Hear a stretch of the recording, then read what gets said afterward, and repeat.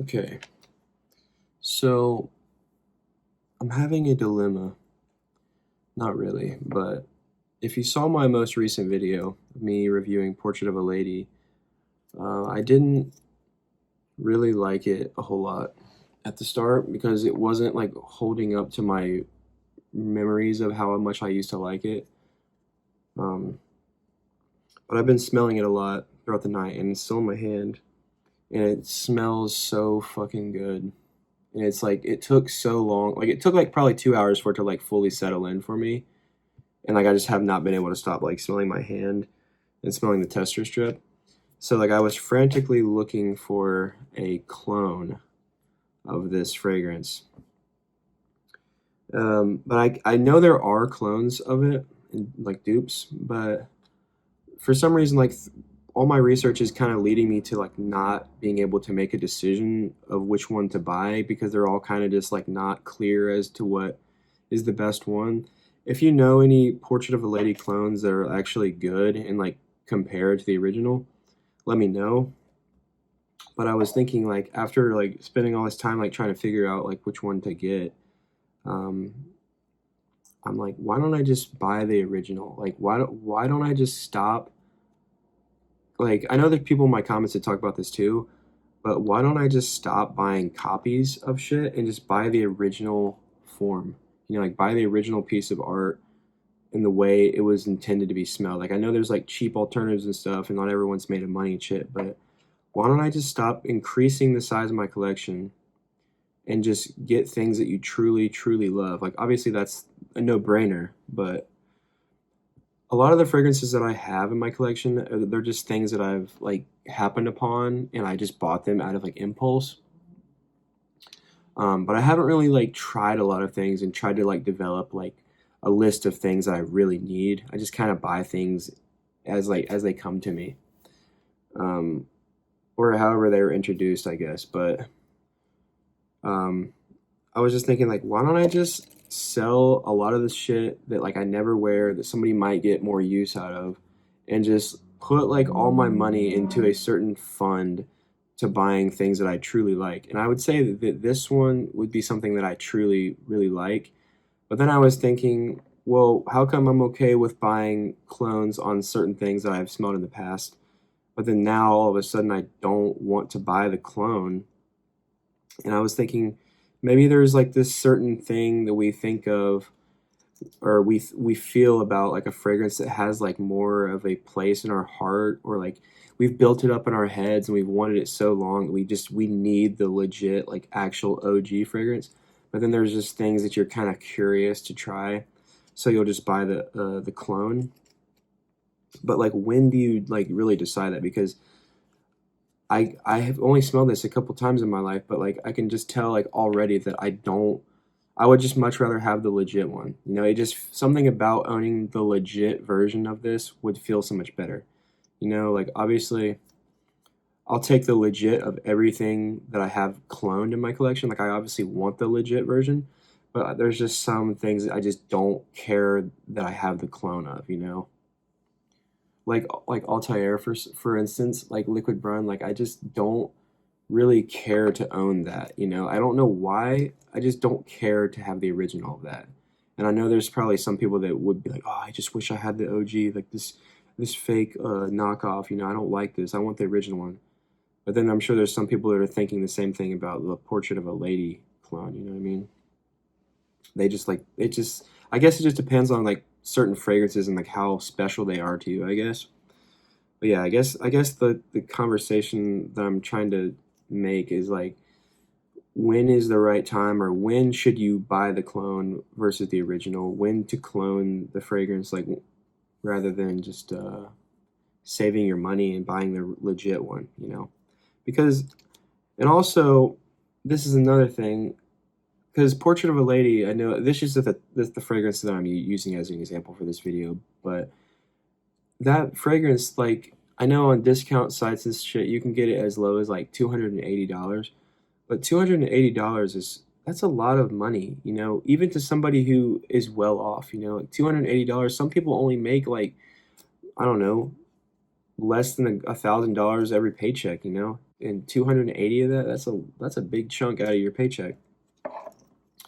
But I know they have smaller sizes, you know, and then you're like, well, I could just buy the 30 ml that's 170, or I can buy the 50 ml that's 100 or that's 200. You know, it's like you might as well just save and get the full presentation, you know, depending on how much you think you're really going to wear it. You know, something like this. Like I could probably make this like maybe my signature scent because it kind of like really matte. Like the more I'm smelling it, when I first sprayed it on me, I wasn't like super in love with it, but I feel like if I sprayed it like on me and had like a whole like atmosphere of it building around me rather than just like one little spot that I was hyper fixated on for a second, I probably would have like really liked it a lot more.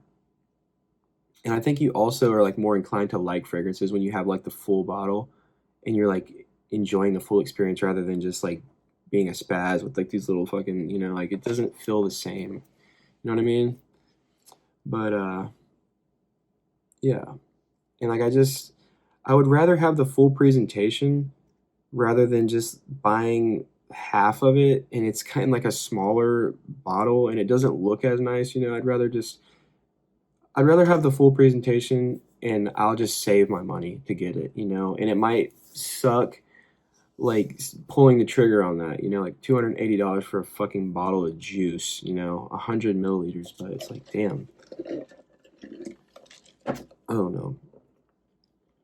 This is just like something I was thinking about. You know, I'm gonna make a video about this because I'm sure somebody would probably relate. But yeah, basically to sum it all up, like why do we feel okay buying clones for certain things and then not for other things? You know, and is like the ultimate goal at the end of the day to strive towards having the legit like OG version, or just going with one of the 10 different clone versions of it, you know?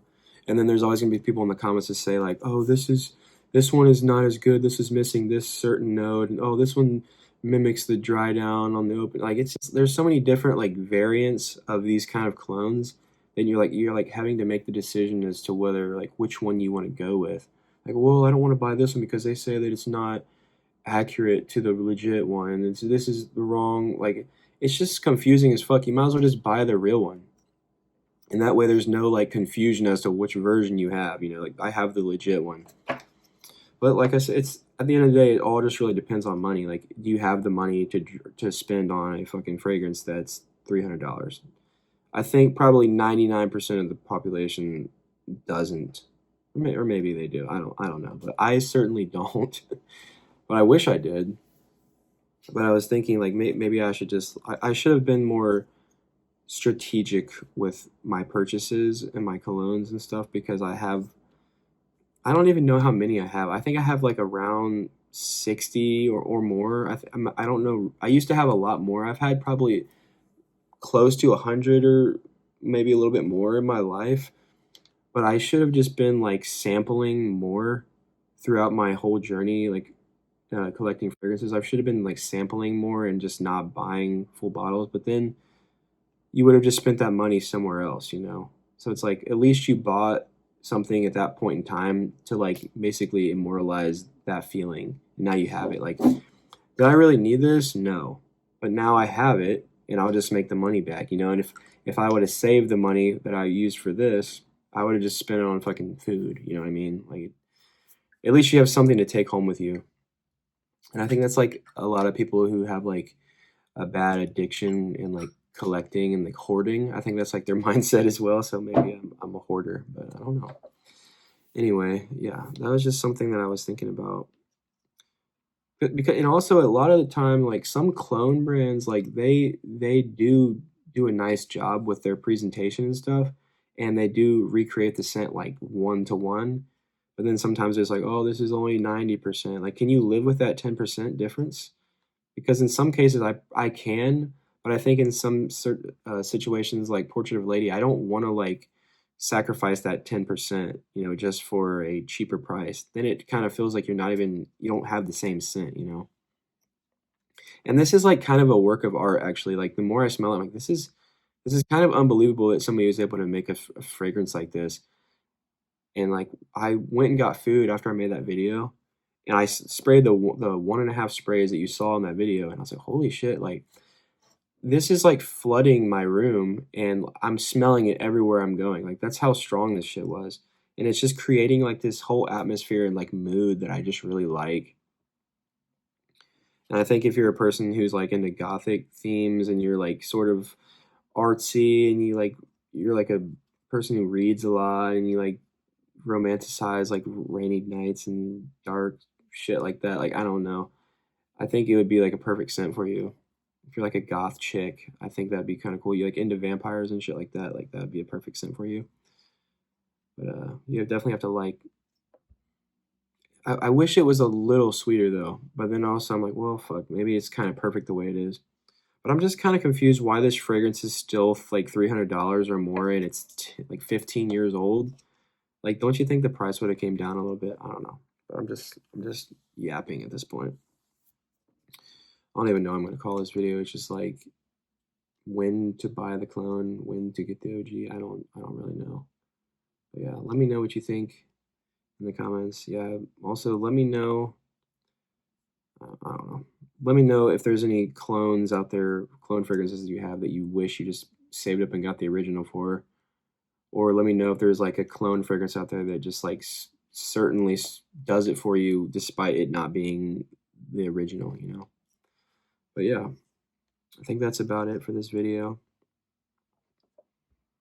Stay tuned for some more fragrance reviews. I have a couple more coming soon. And then, yeah, I'll be doing another order of samples soon. I definitely think I am going to be buying an Oud Satin Mood clone, though, because I have it right here and it still smells. But see, that's another thing. One more thing before I go is I like the smell of this a lot, but I don't really care to have the OG versus the clone for this one. I don't know why, though. Maybe because it's like a newer discovery for me, and like Portrait of a Lady is something I already knew about, and like it had like some sort of like importance in my brain. I don't know. They're both expensive as fuck. That smells way different actually when it's completely dried down like a day later. But anyway, I'm done. Thank you for watching, and I will see you in the next video, probably tomorrow. Until then, au revoir.